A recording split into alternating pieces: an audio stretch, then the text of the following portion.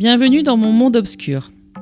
Si la magie peut engendrer émerveillement de la part des spectateurs, elle peut aussi susciter de la peur lorsque les tours sont dangereux. Malheureusement, parfois, certains d'entre eux finissent mal.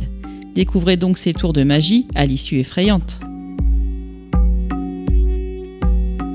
Le soir d'Halloween, le 31 octobre 1990, Joseph Burrus organise un tour très effrayant.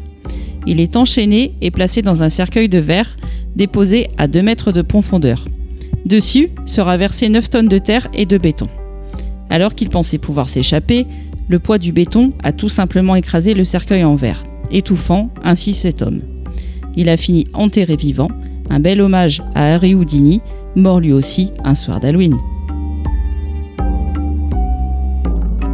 Dr Vivian Hensley, un magicien australien, tentait d'avaler une épée extrêmement tranchante lors d'un de ses tours.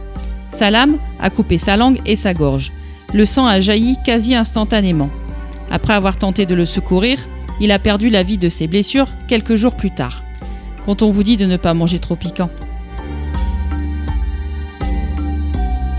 Charles Rowan était un véritable showman. Il avait élaboré un tour très spectaculaire. Alors qu'il était pris au piège dans une camisole de force, une voiture filait à plus de 70 km/h vers lui. Il devait donc se libérer avant d'être percuté par le véhicule. Après avoir fait plusieurs fois ce tour avec succès, à sa dernière représentation, le magicien rata sa fuite et se fit rouler dessus avec violence. Il mourra des suites de ses blessures. En 1936, Henry Howard, un spectateur venu assister au spectacle de magie de George Lalonde à Montréal, a perdu son sang-froid. Alors que le magicien s'apprêtait à couper son assistante en deux, Henry a attrapé une épée et l'a plongée dans le cou du magicien. Il voulait protéger l'assistante de ce dernier. George Lalonde s'en est sorti tout juste et a même compris le geste d'Henry, qui voulait jouer les âmes protectrices. Le magicien, Balabrega au Brésil, effectuait le tour de magie des papillons enflammés. 6 assistantes déguisées en papillons terminaient enflammées sans que personne ne soit blessé.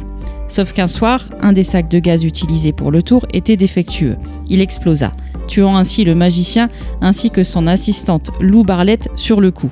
C'est ce qu'on appelle mettre le feu. Ainsi s'achève cette vidéo. Fort heureusement, les accidents de magie sont rares et ces artistes continuent à nous faire rêver avec leur tour. Je vous dis à très bientôt pour une autre balade dans mon monde obscur.